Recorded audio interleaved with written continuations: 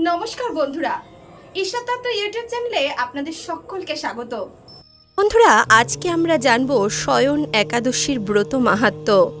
মহারাজ যুধিষ্ঠির বললেন, হে কেশব, আষাঢ় মাসের শুক্লপক্ষের একাদশীর নাম কি?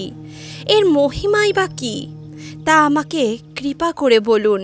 শ্রীকৃষ্ণ তখন যুধিষ্ঠিরকে বললেন, হে যুধিষ্ঠির, ব্রহ্মা যেই কথা দেবর্ষি নারদকে বলেছিলেন, আজ আমি আপনাকে সেই আশ্চর্য কথা শোনাতে চলেছি।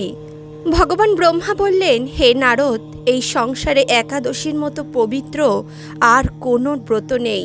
সকল পাপের বিনাশের জন্য এই বিষ্ণুব্রত পালন করা একান্ত আবশ্যক। যে ব্যক্তি এই প্রকার পবিত্র পাপনাশক এবং সকল অভীষ্টপ্রদাতা একাদশী ব্রত না করে তাকে নরকগামী হতে হয়। আষাঢ় মাসের শুক্লপক্ষের এই একাদশী শয়নী নামে বিখ্যাত। শ্রী ভগবান ঋষিকেশের জন্য এই ব্রত পালন করতে হয়। এই ব্রত সম্বন্ধে এক পবিত্র ও মঙ্গলময় পৌরাণিক কাহিনী আছে। আমি এখন তোমাকে সেই কাহিনী বলছি। বহু বছর পূর্বে সূর্যবংশের মান্ধাতা নামের একজন মহর্ষি ছিলেন। তিনি ছিলেন সত্যপ্রতিজ্ঞ এবং প্রতাপশালী রাজা। নিজের প্রজাদেরকে তিনি সন্তানের মতো প্রতিপালন করতেন। সেই রাজ্যে কোনো রকম দুঃখ, রোগ, ব্যাধি, দুর্ভিক্ষ, আতঙ্ক, খাদ্যাভাব অথবা কোনো অন্যায় আচরণ ছিল না। এইভাবেই সেখানে সুখ শান্তিতে দিন অতিবাহিত হতে লাগল। কিন্তু এক সময় হঠাৎ দৈব বিপাকে ক্রমাগত 3 বছর সে রাজ্যে কোনো বৃষ্টি হলো না। দুর্ভিক্ষের ফলে সেখানে দেবতাদের উদ্দেশ্যে দান মন্ত্রের স্বাহা, স্বাধা ইত্যাদি শব্দ পাঠ করা বন্ধ হয়ে গেল। এমনকি বেদ পাঠও ক্রমাগত বন্ধ হতে লাগল। তখন প্রজারা রাজার কাছে এসে বললেন, হে মহারাজ, দয়া করে আমাদের কথা শুনুন।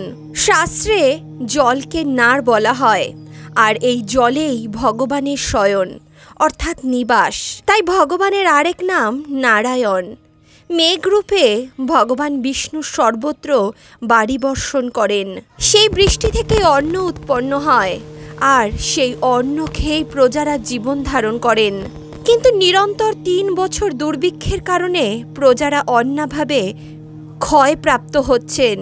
অতএব হে মহারাজ, আপনি এমন কোনো উপায় অবলম্বন করুন যাতে আপনার রাজ্যের শান্তি এবং কল্যাণ সাধন হয়। মহারাজ মান্ধাতা বললেন, তোমরা ঠিকই বলেছ। অন্ন থেকে প্রজার উদ্ভব, অন্ন থেকেই প্রজার পালন। তাই অন্নের অভাবেই প্রজারা কষ্ট পায়। এছাড়াও রাজার দোষেও রাজ্য নষ্ট হয়।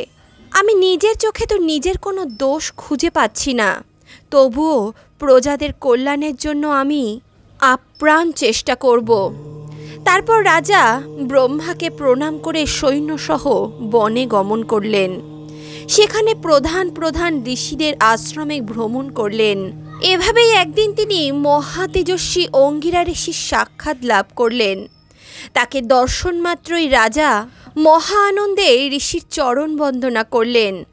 মুনিবর তাকে আশীর্বাদ ও কুশল প্রশ্ন জিজ্ঞেস করলেন। তারপর রাজা ঋষিকে তার বনে আগমনের কারণ বিস্তারিত জানালেন। রাজার সমস্ত কথা শুনে ঋষি অঙ্গিরা কিছুক্ষণ ধ্যানমগ্ন অবস্থায় রইলেন। তারপরে বলতে লাগলেন, হে রাজন, এটি সত্য যুগ। এই যুগে সকল দেবপরায়ণ এবং ব্রাহ্মণ ছাড়া অন্য কেউ তপস্যা করে না। এই নিয়ম থাকা সত্ত্বেও এক শূদ্র এই রাজ্যে তপস্যা করছে। তাই তো এই রাজ্যে এত দুর্দশা নেমে এসেছে। এই কারণেই তার বিনাশ করলেই সকল দোষ দূর হবে। রাজন বললেন, হে মুনিবর, তপস্যাকারী নিরপরাধ ব্যক্তিকে আমি কিভাবে শাস্তি দেব? আমার জন্য সহজসাধ্য অন্য কোনো উপায় যদি থাকে তবে আপনি আমাকে সেটা বলুন। এর উত্তরে মহর্ষি অঙ্গিরা বললেন, আপনি আষাঢ় মাসের শুক্লপক্ষের শয়নী নামে প্রসিদ্ধা একাদশী ব্রত পালন করুন। এই ব্রতের প্রভাবে নিশ্চয়ই রাজ্যে বৃষ্টি হবে। এই একাদশী সর্বসিদ্ধিদাত্রী এবং সর্ব উপদ্রব নাশকারিণী একাদশী। আপনি আপনার পরিবারবর্গ ও আপনার প্রজাদেরকে নিয়ে এই ব্রত পালন করুন। মুনিবরের কথা শুনে রাজা নিজের প্রাসাদে ফিরে এলেন। আষাঢ় মাস উপস্থিত হলে রাজার সঙ্গে তার সমস্ত প্রজারা এই ব্রত পালনে উপবিত হলেন। সকলে একত্রিত হয়ে এই ব্রত অনুষ্ঠান পালন করলেন। ব্রতের প্রভাবে প্রচুর বৃষ্টিপাত হলো। কিছুকালের মধ্যেই অন্নাভাব দূর হলো। ভগবান ঋষিকেশের কৃপায় প্রজাগণ সুখী হলো। এই কারণেই সুখ এবং মুক্তি প্রদানকারী এই উত্তম ব্রত পালন করা সকলেরই আবশ্যক কর্তব্য। ভবিষ্যোত্তর পুরাণে যুধিষ্ঠির, শ্রীকৃষ্ণ তথা নারদ ব্রহ্মা সংবাদ রূপে একাদশীর এই ব্রত বর্ণিত রয়েছে।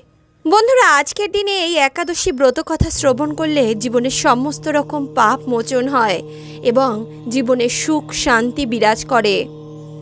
তাহলে বন্ধুরা, আজকের ভিডিওটি যদি ভালো লাগে তাহলে অবশ্যই ভিডিওটিতে একটি লাইক করুন, বন্ধু বান্ধব আত্মীয় পরিজনের সঙ্গে ভিডিওটি শেয়ার করুন, আর অন্তর্মন থেকে বলুন রাধে রাধে।